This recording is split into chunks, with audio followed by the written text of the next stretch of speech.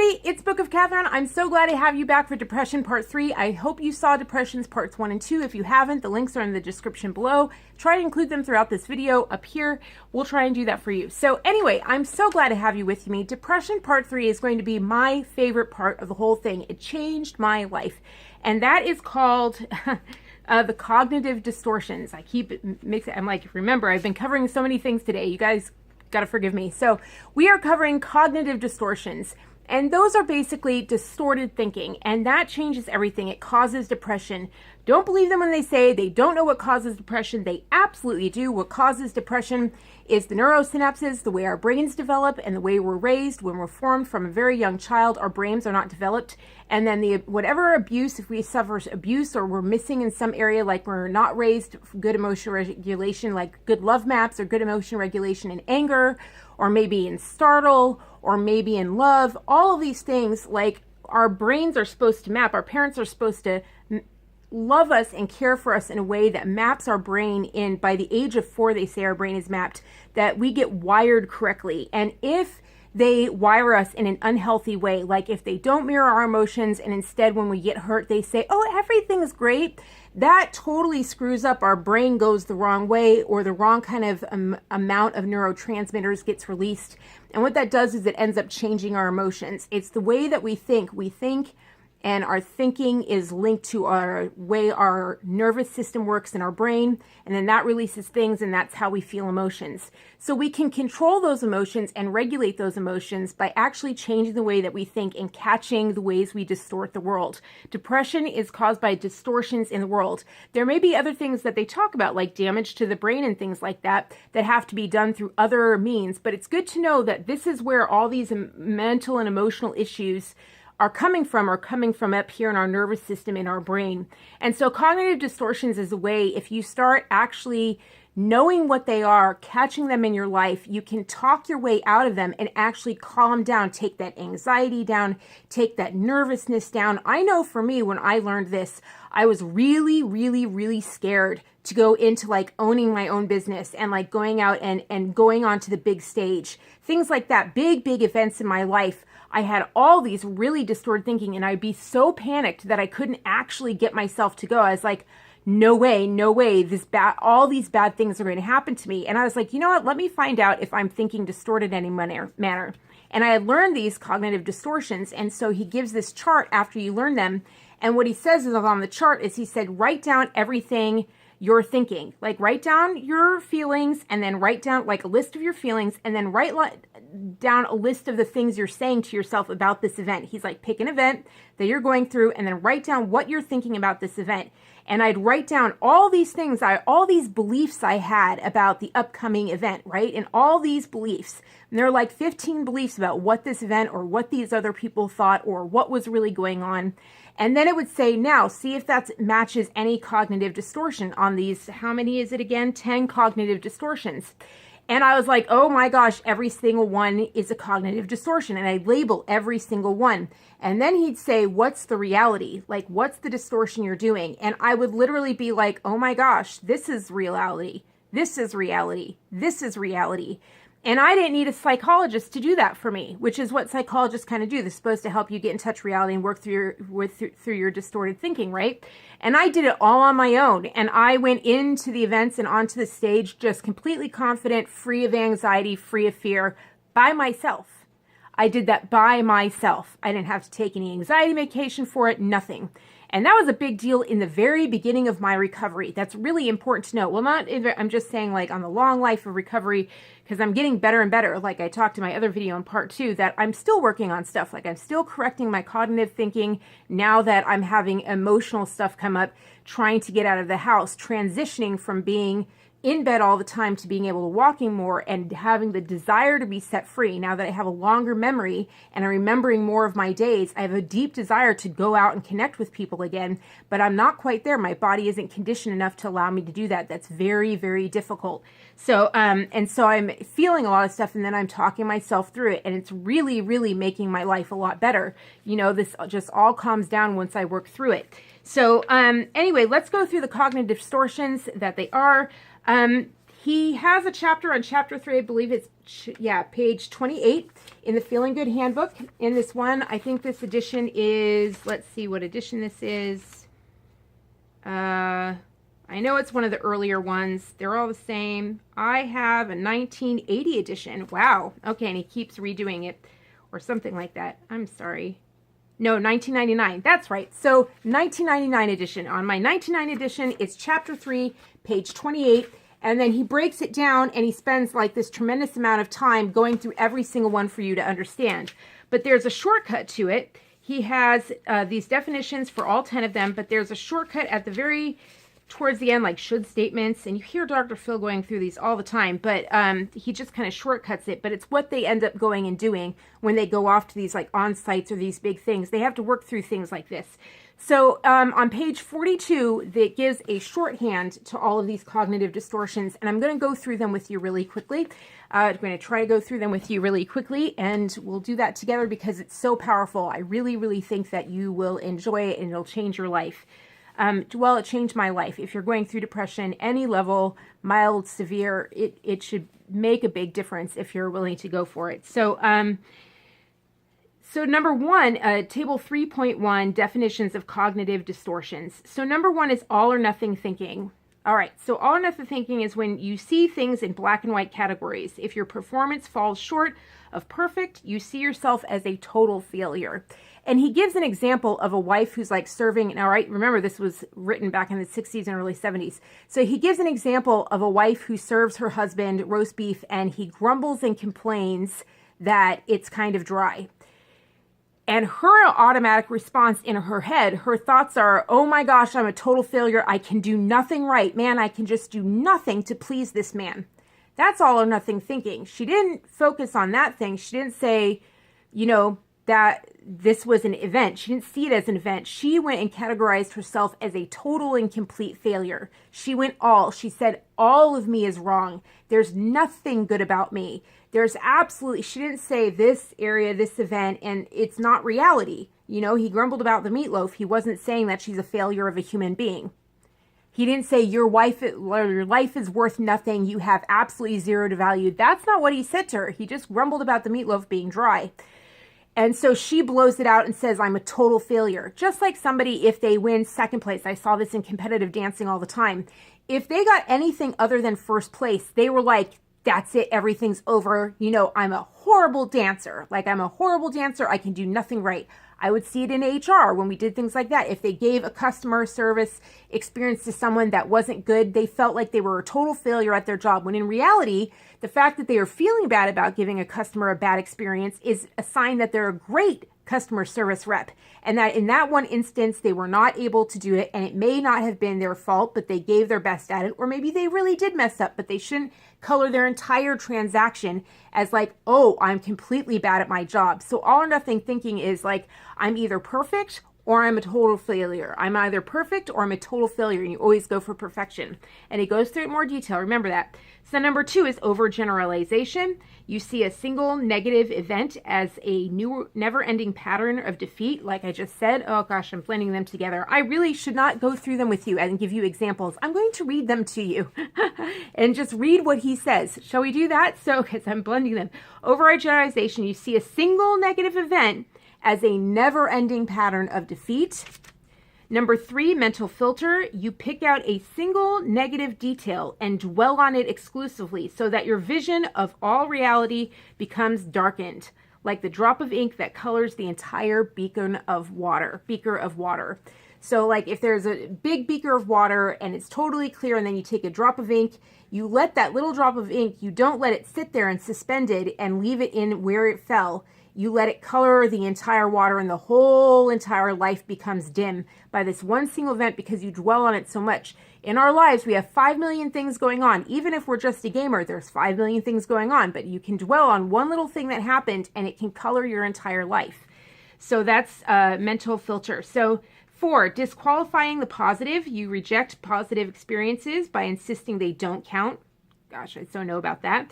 Don't count for some reason or other. In this way, you maintain a negative belief that is contradicted by your everyday experiences. So I had a friend, a lot of girls go through, well, no, guys and girls go through this, but girls talk about it, I guess, or are aware of it. So when they get healing. And so they can go through an event and someone will say that was amazing. Okay, here's a great example. How many people do you know that you say that was amazing and they go, that was nothing? Like they go bat, they just take it down. Or how many people are like, thank you for doing this, or they give you a gift and they're just like, I don't deserve it, I don't want it, things like that. And if they had given you a gift, they'd want you to accept it. Like there's turning away the good things in your life and not giving them attention, only giving the negative things in your life attention. And parents tend to do that with kids nowadays. They really, really focus on the negative and they let that negative action color their entire interaction with the kids. They're like, oh, they did this horrible thing 10 minutes ago, and so I cannot see anything positive they do after it, even in the smallest instances. If they actually do one little thing good, like they flushed the toilet or they pulled their pants up, all of those are good things and you can comment on them and say they're good, but instead you're still obsessed with the thing that they did 5 minutes ago or a minute ago. And you have to give positive and negative feedback to your kids. Like you can give negative and you can give correction, but you just as much you have to give positive, so that they, even if it's the smallest thing, you got to let them know what they're doing right, or else they're not going to know to do it anymore. They're not going to know that they have anything positive about themselves. And so disqualifying the positive. Know a lot of people that do that. Number 5, jumping to, well, I used to actually, they're not as many in my life anymore. I have a lot of healthy people in my life, or people getting healthy. Number 5, jumping to conclusions. You make a negative interpretation, even though there are definite facts that convincingly support your conclusion. Mind reading. There's 2 types of jumping to a conclusion. And these are kind of like fallacies. I learned some of these. They're very similar to things that I learned in my logic class, my class about logical thinking, and it's similar to algebra. So these seem to parallel that, fallacies in logic. So mind reading. You arbitrarily conclude that someone is reacting negatively to you and you don't bother to check this out. So let's say you're walking in a grocery store and a lady is going down the aisle and she's like, you attribute that to yourself, when in reality, she could have been having a memory about something that her husband did, and she's like, he drives me nuts. And instead of saying, did I do something wrong to you, you just assume it's about you, right? Or you're interacting with someone at a counter and they're being really, really awful. You think that it's because of customer experience. You think they just don't like you personally. But in reality, they're having a fight with their boss, or they're having a fight with the cook. So you personalize. So you're mind reading of what they're going through without ever checking it out and seeing if it's really what's going on. B, the fortune teller error. You anticipate that things will turn out badly, and you feel convinced that your prediction is already established fact.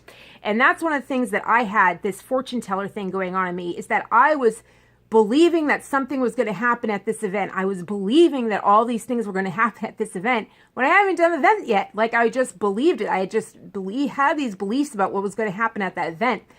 And in reality, like I thought through what would actually happen, like what I would do at this event. And I was like, no, this will actually be a very positive thing. And it was this huge positive thing. Like, it was just gigantic success, but I was so focused on other people and other things and believing that like they'd come after me and things like that. And, it's all these beliefs about what would happen because of it, just all these things, and nothing at all. And a lot of those maps were things that had happened when I was younger with my family. They taught me that this is the way the world viewed me. And that's not reality at all, because your family is not the rest of the world at all. And I got involved in a great community. I really, really enjoyed it. So, number 6, I'm glad I got into it young. I'm so glad that I started dancing young, because boy, it just helped me put all these to practice. When you're in a big event, when I say on Twitter, I say, go get out and get involved in a hobby. Or there are people who are doing the no contact thing and they're like, gosh, I'm spending Thanksgiving alone. I'm like, start going to events and conventions and group outings with hobbies that you like. Find a hobby and start just getting in contact. And I say, you don't have to talk to anyone at the event, but you can sit in rows with them and get used to the type of people that are out there again. Because when you're involved in certain kind of family systems, you don't know what kind of people are out there.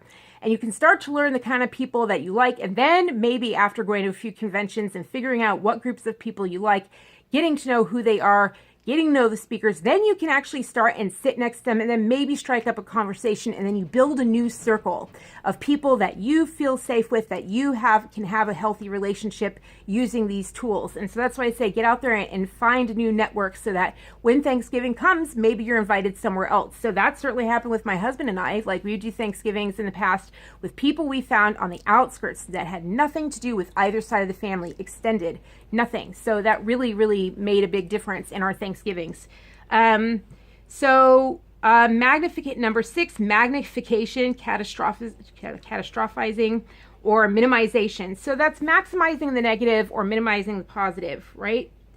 So this was the biggest one for me, was maximizing the negative and minimizing the positive. I understood it the most quickly. I was like, wow, I would take like an event in a classroom and I'd say, oh, I couldn't get this one student to learn, and I would just leave, and all I'd be focused on was the fact I couldn't get that one student to learn. I think I've talked about that before. And by doing that, I minimized the fact that every single student in the class, and they talked about that, the school district talked about how I got a class that was switched between like a ton of teachers, no one could handle them, and I got them all down, learning, sitting, actually thinking critically, except for one kid, and all I did was obsess about that one kid. But I had been trained, and as I left and felt all this going on, I left and I talked through, and I was like, man, I'm in a bad mood. Man, I'm in a bad mood. Okay, what do I do? Like, what is going on with, and then I was like, oh my gosh, I'm not giving equal power to each of those seats. And I was like, today was a really successful day. I should be rejoicing and like going for an ice cream sundae or something. This was such a big, huge event, you know? And so that's why my wall, even today, upstairs and downstairs, I have things pinned of accomplishments that I've done, because sometimes when I get in a bad place, obviously because I'm very sick, sometimes I can go dark. And in those dark times where I'm focused on like bad things, or bad relationships, or things that I wish I hadn't done, they're decades ago at this point, because I've gotten so much healthier. And I look around in my room and I'm like, right, like, look at these huge achievements that I've done. Look at these positive things that I've had in my life, you know? And sometimes I pull in and look around myself and say, look at this. This is the life that I have now, and this is who I am, and these are my other accomplishments. Like, do not give that one more attention than any other thing in my life. And so it's really, really important to know that when you're maximizing negatives and minimizing the positive. It's a powerful tool that you can use. So catastrophizing. Number 7, emotional reasoning. You assume that your negative emotions necessarily reflect the way things really are. I feel it, therefore it must be true. What a filter. What a filter. This can get so big that it can suffocate you so that you can't breathe. And when you try to think, you can't. All you can do is feel this. And if you really pay attention, sometimes you can feel your brain flooding with all these neurotransmitters being released. Like just flood, go through the things that are happening here, they can flood through your head. So you really want to just, know that whatever this is doesn't mean that it's reality. It's the reality that your brain and your neurons and the way they've been mapped, that's the reality that you're perceiving. But that doesn't necessarily mean it's actually how things are. You may think that your boss hates you. Not think, you may feel.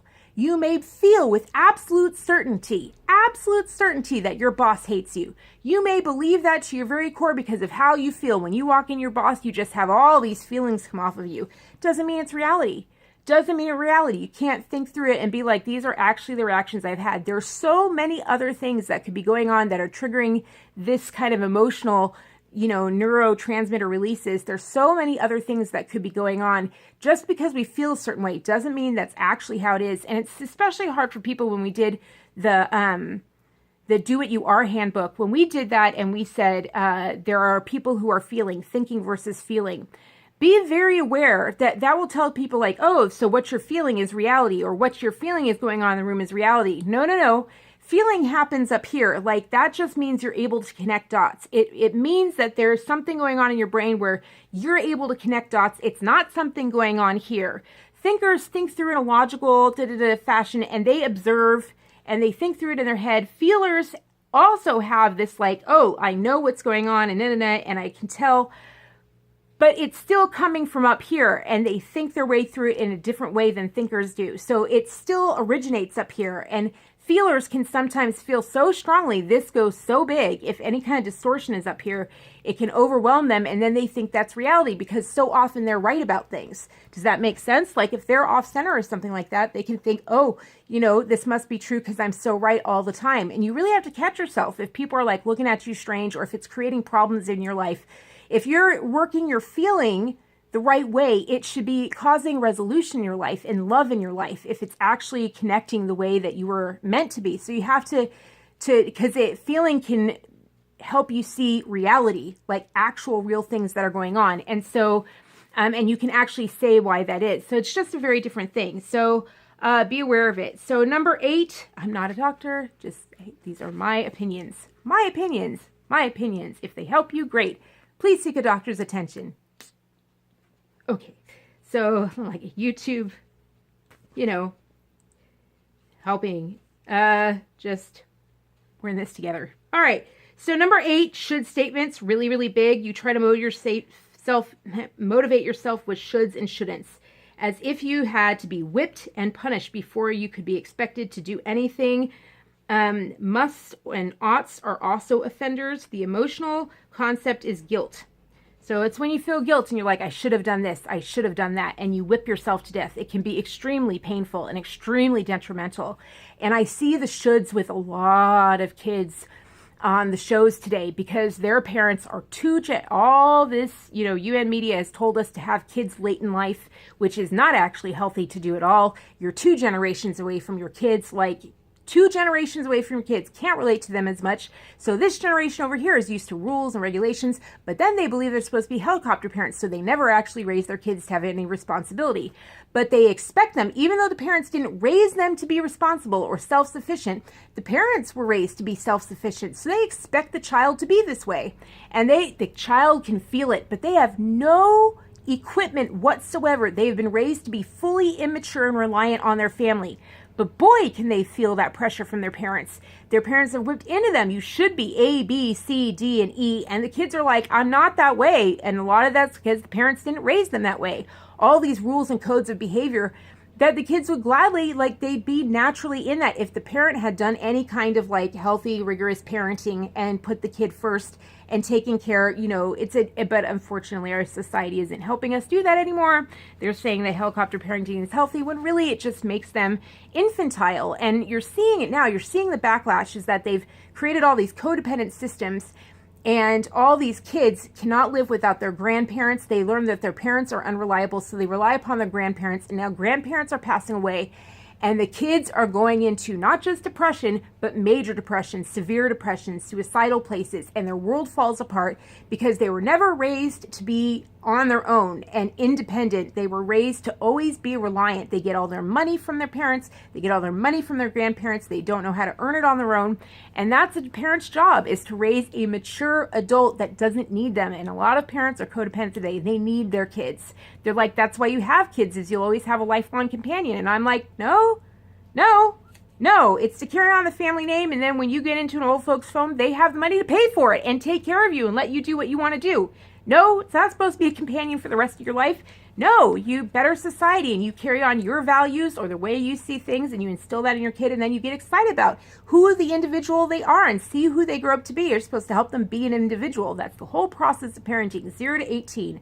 0 to 4, you raise them with good, stable emotion regulation in their head, which I believe it did a video on. You can see that right here. The goal of parenting, the number 1 goal of parenting, and then to let them through 18 be able at 18 to walk away, and then you don't offer your help unless they ask for it. And because they're learning on their own now, and they're kind of like, you know, they can finally walk on their own 2 legs. And then it's exciting to see who they become and what decisions they make and, you know, the individual that they are. Number 9, labeling and mislabeling. This is an extreme form of overgeneralization. Instead of describing your error, you attach a negative label to yourself. I am a loser. When someone else's negative behavior rubs you the wrong way, you attach negative label to him. He's a goddamn loser. Mislabeling involves describing an event with language that is highly colored and emotionally loaded. We have so heard of that before if you watch any kind of show about mental health. Number 10, personalization. You see yourself as the cause of some negative external event in fact you were not personally responsible for. And that's a big one. That's a powerful one. And that's extreme distortion. Anyway, so, and then he gives you a whole thing of how he walks through. So let me go through those. Those are all or nothing thinking, overgeneralization, mental filter, disqualifying the positive, jumping to conclusions like mind reading or the fortune teller error, magnification or minimization, so maximizing the negative or minimizing the positive. 7, emotional reasoning, should statements, labeling and mislabeling, and personalization. So those are the 10, well, really 10, 11, 12 kinds of distortions, and he goes into much, much more detail in chapter 3. It's going to help you so much. Those are great cognitive distortions that you can go ahead and start looking for in your life, so that if you are overwhelmed with anxiety or overwhelmed with the blues, and something happens to you and you just feel like I am in deep crap with this person and the emotions overwhelm you, you can go ahead and think through it and read through those and be like, am I doing any of these? Like, what are my thoughts about this? And that is what I want to close with today, is journaling. I have to tell you, journaling is, I'm going to show you what I have. All right, so these are just some of the journals that I own. Just some. This is actually from one shelf. I went to one shelf and I was like, what journals do I have on here? I have this journal, which I love. I love this company, and I discovered them at the Getty Center. The Getty Center, not the Getty Museum, the Getty Center in Los Angeles. So I discovered this company and I love them. So this is just a dinky one that I love because it's very shiny. This is one I haven't unwrapped yet. I think it's not moleskin. This is Piccadilly, but it reminded me of moleskin. So I still haven't opened that yet. This I really, really love. It has the world, and I do my travels in it, some of my travel journals. And this is one of my favorite, but each one has like a different subject, but they're all kind of like me, even small ones, even small things for me. But they are just this whole ton of journals. And the reason that I have these journals around, not besides the fact that I'm a writer and I write down titles of books and stuff like that, or to remember things, but there is a study when I was in education, and I did a lot of kind of extra education besides my higher education degree my higher teaching degree in education. So one of the things that I learned in one of these amazing symposiums that I did, I was actually a facilitator for a symposium at a university. My resume is like 20 pages long. So I was a facilitator at this symposium. And one of the most amazing things I learned was that research had been done about writing in a journal. When you have poison in your blood, and I used it with my students would come into my room all the time, and they even came into my storefront. Sometimes students came into my storefront and they just sat. They just sat in there and they just talked, or they deflated or whatever. And I get that. I totally understand that, because I don't know. I was just like, whatever you need, like, just, there is a sympathetic, I don't know. You know what I mean? Like, I had done a lot of work and they understood it, and I just listened, if that makes sense. So anyway, these journals, what happens is that, so for my students, I had this big leather-bound journal in the back of the room, and they would come in just overwhelmed, and I'd be like, here, and I give them pen and ink or whatever, or a pen itself, and they would just journal it out. They would be like, no, and I'd be like, journal it out. And so I'd have them write, and they'd sit back there for 20 minutes, or sometimes an hour, or, sometimes just for the whole entire period. And they'd just journal this thing, and then they'd come up, and it would just have been like, and they had thought it was this impossible solution. And I hadn't even given like the cognitive distortions. But there is something that happens when you put your pen, not typing. Typing you can do if you have to do it, but I recommend taking pen to paper, because the studies have shown that when you physically write, your brain has to do a certain amount of work in order to decide the words that it writes down. You don't write as fast as you think at all. And what happens is, the best way I can describe it is that if you have all this black ink in you, you write it out, and it kind of bleeds out. It bleeds all the darkness out, and you kind of like getting it out of your brain, and you figure stuff out, and you just keep writing until it's drained. And what's amazing about it is that they've done studies, it stays on the page. And journaling has been shown to decrease depression and anxiety. Western civilization journaled. If you've seen the movie The Duchess with Keira Knightley, that whole thing is based on her journals. That's Western civilization's legacy, is that we used to journal. If you read in the Gulag Archipelago, they journaled and they were horrified when people took their journals. And even when I was growing up, they still sold diaries that had locks on them. And the conversations were like, oh my gosh, did your mom break into your diary? Because those were private thoughts. Social media doesn't work because we filter what we say for what others are going to think. And Twitter and all these vlogs that we do, it is not the same thing at all. To have a private page where you have an actual outpouring is going to change it. So it's not just knowing the cognitive distortions, it will help you when you journal. So I highly recommend journaling as a way of getting this out and a way of working through the cognitive distortions besides the charts that are in Feeling Good. And I hope those cognitive distortions really help you. I love you guys so much. You guys are amazing. I wish I could stand up and write this on a chart maybe one day. But these are really, really big. I do highly recommend that you get a printing that's before 1995. I highly recommend you do that. Get an earlier printing. I feel like it's just better. Like once Agenda 21 got in, they started trying to get people into the drug industry. As we know, Oxycontin was introduced in 95 or 96, and they started changing it. Then pain clinics were developed. The whole entire culture and big pharma is pushing people towards drugs and treatments that cost a lot of dollars. You know, like electric shock therapy and everything. And this one isn't. It's the cost of a book and it's free. And the whole entire purpose of therapy is to get you out on your own without needing drugs or therapy. That should be the goal of every mental health physician. Like that's supposed to be the goal, is to get people happy and healthy and out on their own.